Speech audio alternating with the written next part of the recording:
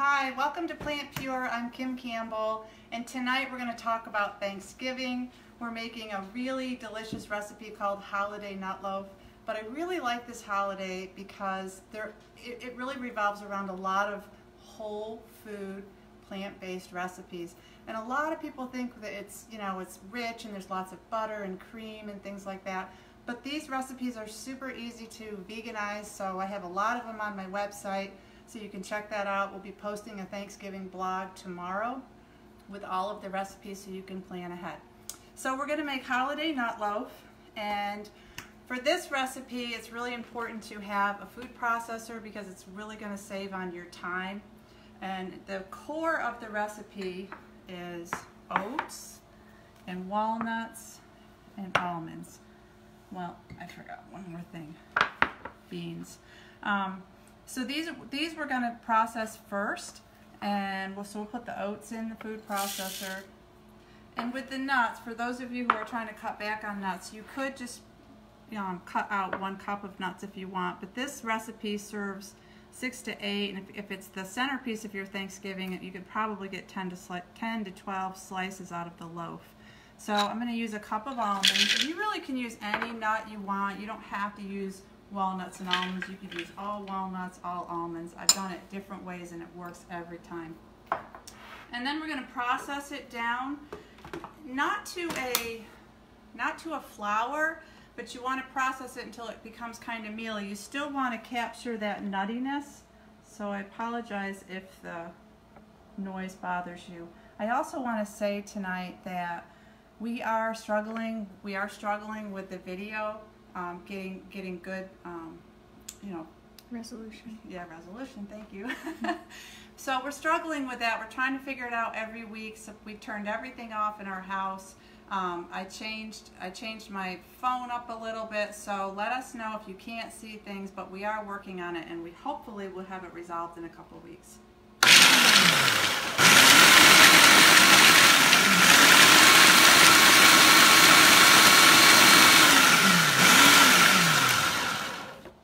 And that's about how you want it. There's still, the walnuts take a little bit longer to process down, but I kind of like it nutty like that. It's really a personal preference. And then I suggest you get a big bowl, because this is a big recipe. So you want to have a big mixing bowl, and you're going to dump your nuts and oats in there first. Yeah, some of those almonds could have been processed down a little bit more, but that's okay. And we're going to put this back on the food processor, and we're going to go to our chickpeas. So when I drained and rinsed the chickpeas, I did use canned chickpeas this time. I saved some of the juice from the chickpeas, and this is called aquafaba, and it makes a really nice egg replacer. It's a great binder because there's lots of proteins in there. I saved a couple of tablespoons, which is equal to 1 egg white. 3 tablespoons is equal to 1 egg.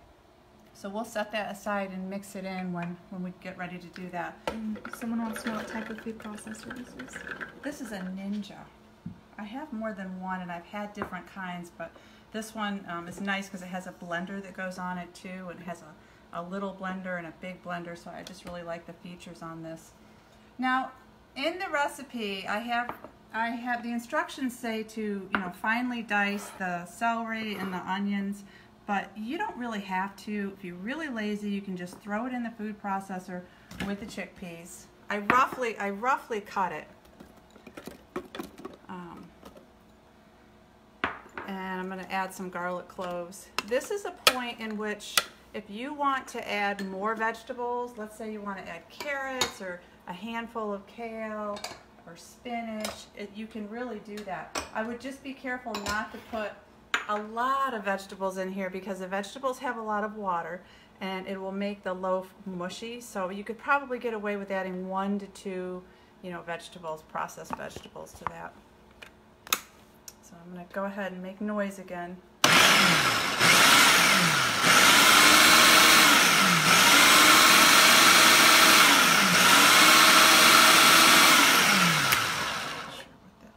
That's actually exactly how you want it. You don't want hummus, you don't want a mushy paste, but you want your beans pretty ground up. But again, it's a personal preference, so you have to decide what you like, if you like more of a grainy loaf or, you know, a smooth loaf. So we'll put that in there. I'm sure you could use white beans too. I just like chickpeas in a loaf because it holds it together nicely. I've used lentils and they're just a little bit mushier than I prefer. Put that in there. And then just kind of mix it around. And is this recipe in any of your cookbooks? There is, it's on the website, and there is a recipe in the PlantPure Nation cookbook called Beanie Loaf, and it's very similar to this. I had a lot of people request gluten-free, which I forgot to mention, and this is gluten-free. The recipe in PlantPure Nation is not gluten-free, and it uses a lot less nuts, so it's, you know, it's really up to you, but they're very, very similar. So you want to mix this up. And then we'll put tomato paste. I put 1 6-ounce can of tomato paste in this bowl. This is where you can get creative with flavors. You don't have to stick with what I have. You can do your own thing. Italian seasoning. I think I have a couple teaspoons of Italian seasoning. I always have to check. And can you make this and freeze it? Yes, that's a great question. Thank you for asking. So I made this on Sunday and I wanted to take a picture of it for social media, and then I thought, well, I don't want to eat it again because we had just had it before, so we froze it and then I reheated it. So tonight you're going to see what happened after I froze it. It worked out beautifully. So this is poultry seasoning. Poultry seasoning is just a combination of those Thanksgiving spices, I call them, and I used there's thyme and sage, rosemary, marjoram, black pepper, and nutmeg. So that's kind of an important spice. You don't want to leave that out. And then I'm using vegan Worcestershire sauce, because regular Worcestershire sauce has anchovies in it, so it wouldn't be classified as vegan necessarily. If you want to make your own and you can't find this at a mainstream grocery store, there are all kinds of recipes on the web, and it's basically molasses, vinegar, soy sauce, cloves, and some other spices like garlic. So it's super easy to make. And then liquid smoke, I'm going to put about 1/2 teaspoon of liquid smoke in there. You could also use smoked paprika if you can't find liquid smoke. Here's an idea from Mike Belfi. Maybe slice it and heat in an air fryer for a sandwich. Oh, that's a great idea. For like a meatloaf sandwich. It's a great idea. This is nutritional yeast flakes, about 1/4 cup. That gives it that cheesy flavor. Salt and pepper. And that's a personal preference too. If you don't want to salt it, you don't have to. And then I'm going to add the aquafaba. And what I like about this loaf, it's probably my favorite loaf, is it sticks together nicely. It slices nicely. And you can make this ahead of time. So Thanksgiving's on Thursday. You could easily make this over the weekend, stick it in the freezer. And you just have to really work it at this point. So while I'm doing that, I'll tell you there's different avenues that you can take with this nut loaf. You can turn it into a loaf, which is what I'm going to show you tonight, or you can make veggie balls with it, and it works beautifully with, you know, marinara sauce, or if you want to make a veggie ball sandwich with marinara sauce. You can also make it into veggie burgers. I would recommend that you bake them first and then freeze them, but some people roll out the balls and lay them on a cookie sheet and stick them in the freezer when they're raw, and then you can put them in baggies and cook them when you're ready for it. This is a little drier. See, the other thing with this is the consistency really depends on your oats and the type of nuts you use, how many vegetables you incorporate into this. It just takes a while. A lot of times I just use my hands. And there's also 2 ways you can make the loaf, and I've done it both ways, and both ways work. Tonight I'm going to put it in a parchment-lined bread pan, but you could just take a cookie sheet and put some parchment paper on the cookie sheet and shape it any way you want. You can make it longer or thicker. And I think that's pretty good. How is the resolution on the video? Anybody saying anything about that? Must be it's good. Okay, so I'm going to go ahead and stick this in here now.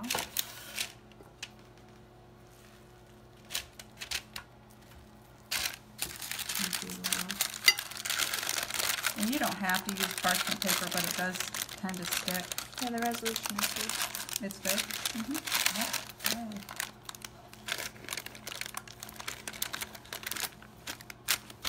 I probably didn't incorporate everything with this good enough because I tend to use my hands. I use my hands a lot when I'm cooking. Just makes everything go faster. So then we'll just push it down in here. And you know, a lot of people struggle with Thanksgiving because it's the turkey thing, right? And this is the nice centerpiece. If you're missing that turkey, the loaf is a really nice substitute. And the other reason this is nice is you can take it, if you're going to a dish to pass like a lot of people do, you can take this, and between this and the vegetables that are around the turkey, you usually find some pretty good things to eat. So then you want to cover it with a barbecue sauce. So I'm going to use bone-sucking sauce. This happens to be one that I like. And most of your barbecue sauces have, oops, can't get this open. Most of them have sugar in them. There's a lot of them that don't have oil, so you really need to read your ingredients and find one that you like. This one I use, it's just what I always get, and it's pretty thick. You can see I like it thick. So you're going to cover the top, and you can put as little or as much on as you want. Mike Belfie wants to know what our family's favorite dessert is for Thanksgiving. We had a pie contest one year that was really fun, but I'm sure that probably some of those recipes that the children made were not terribly clean. I'd say my favorite dessert is apple pie. I like pumpkin pie. You like pumpkin pie? I tend to make apple crisp now because most, the pie crusts are just, they're a butter nightmare. So it's important that you cover this because of the sugar. It'll burn really easily. So the first half an hour I would cover it. And then after 30 minutes you can take it off, and the barbecue sauce on top will kind of get caramelized and crispy around the edges. So that's going to go in the oven. And next recipe. Laura's showing you. She's showing you the mushroom no, I'm showing gravy. the temperature on the oven. Oh, all right. Well, there's mushroom gravy on the stove, which I'm not going to demonstrate tonight. But there's a recipe in the PlantPure Nation cookbook. It's really just very easy recipe, and it's mushrooms and onions sautéed. I put a couple of cups of veg broth. I sautéed in wine for this one. I used a red wine, and then I put a couple of cups of veg broth and quarter cup of flour. Make sure you incorporate that before you put it in the hot liquid. And then I added some seasonings and spices to it, and it came out great. That's going to be our dinner tonight. We're having mashed potatoes and gravy. All right, next recipe, we're making Brussels sprouts. Uh-oh. What are you doing? Sorry, I reversed the camera, I think. Oh, you reversed it? Yeah. Oh, there it is, right there. Yeah, but I need to... Yeah, so you go like this. No. All right. Is that good? We're trying to figure out technology. And actually, I helped you figure that out because you're always helping me. So we're going to do roasted Brussels sprouts. And, when we were kids, I never liked Brussels sprouts. But I think it was because my mother didn't like them, and she would buy the frozen Brussels sprouts and boil them. But these absorb, you can see, they're like little mini cabbages, and they absorb so much flavor. So I cut them in half. You could cut them in quarters. And then I took a shallot. This is what a shallot looks like. It's like a baby onion. Shallots are so nice because they're sweeter than a red onion, and they have sort of a garlicky taste. So I'm going to put a shallot in there. And This recipe has cranberries, but you don't want to put cranberries in here just yet because when you cook cranberries, they cook fast. So we're going to cook these first. And I have a sauce, a marinade sauce, which starts with a 1/4 cup of orange juice. So I just took an orange and juiced it, and I got about a 1/4 cup every time, maybe a little bit more. And then this is balsamic vinegar, balsamic vinegar. And I wanted to show you, there's a lot of balsamic vinegars out there, and I'm not much of a vinegar snob. I need to work on that because there's a lot to learn about vinegars. But this is a reduced vinegar, and a friend of mine gave this to me and she ordered it online. This is the cheap balsamic vinegar that's not really reduced. And if you were to taste the difference, this one is a lot sweeter. So I'm careful about how much I use because these are kind of expensive. I like to put them on my salads and just use them as a salad dressing. So we have, make sure I get my portions right. I just did this recipe a few days ago. We have a couple tablespoons of balsamic vinegar. And you can see how thick it is. It's like syrup. And then fresh ginger. And I cheated. I cheat every week. If you wanted to, you could take a ginger root just like this, and you could take your microplane, peel it, and really get into it. But I didn't have time for that. So anyways, that's an option. Or you can just buy ginger in your produce section. That's my big cheat. The other thing I was going to tell you, for that bone-sucking sauce, you can certainly make your own barbecue sauce, but for a holiday like this, cutting corners any way you can is nice. And then the balsamic vinegar is sweet, so this is a couple tablespoons of maple syrup because you're using cranberries, so cranberries are really sour, so adding a little bit of maple syrup will help that, but this is your call. I have 2 tablespoons in here just because that's what I like, but you could cut back on that just a little bit. And then Dijon mustard. I love putting mustard in marinades, and there's so many different kinds of mustards you can explore. So I'm doing that. And then the last thing I did was I did zest the orange. So I juiced it, and I got a 1/4 cup of juice, and I got a tablespoon of orange zest, and that will really make a difference. So then you take your whisk, give it a little twirl. And what I tend to do, I'm showing you something that I don't normally do. I don't normally marinate in a bowl. I put everything in a baggie, a Ziploc gallon baggie, and I marinate that way. So go ahead and dump all but just a little bit. Leave a little bit out because that'll be nice for the cranberries. And I'm going to throw some cranberries in there because those go in later. And then this you can just toss.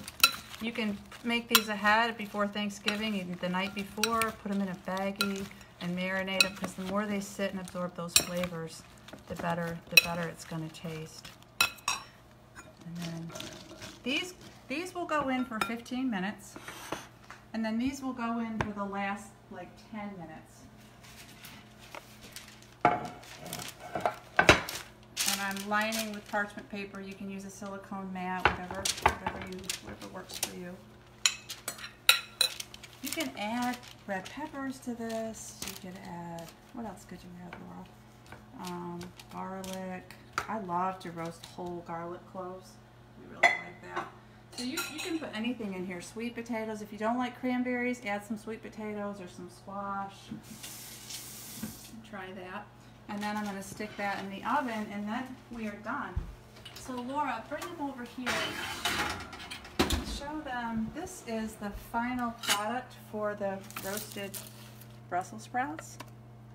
And I mean, I didn't have those cranberries in there for more than like 7 or 8 minutes.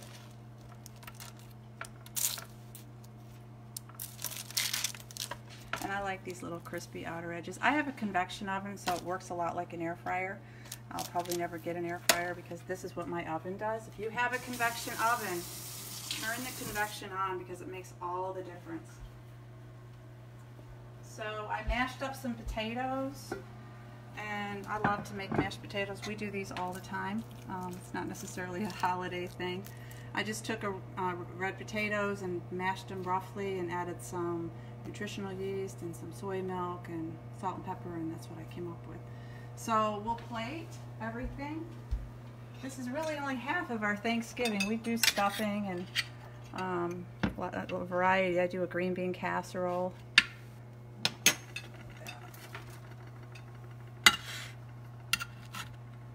Look how nicely that sticks together though. And so you should get, this is a half of a loaf because Nelson is in the other room working on the other half. But that's a half a loaf, so you could easily get 6 slices off a half a loaf, so 12 for the whole thing. And then some roasted vegetables. I love cranberries. I love to put them in everything. They're just such a nice thing to have in this time of year. They're in season, you see them all the time. And then we'll do the mashed potatoes.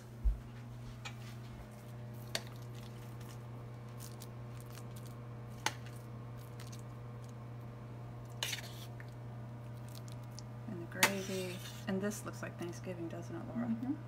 Yeah, that's my dinner. And we didn't use any oil. It's all, you know, whole foods. So this is just such a nice time of year to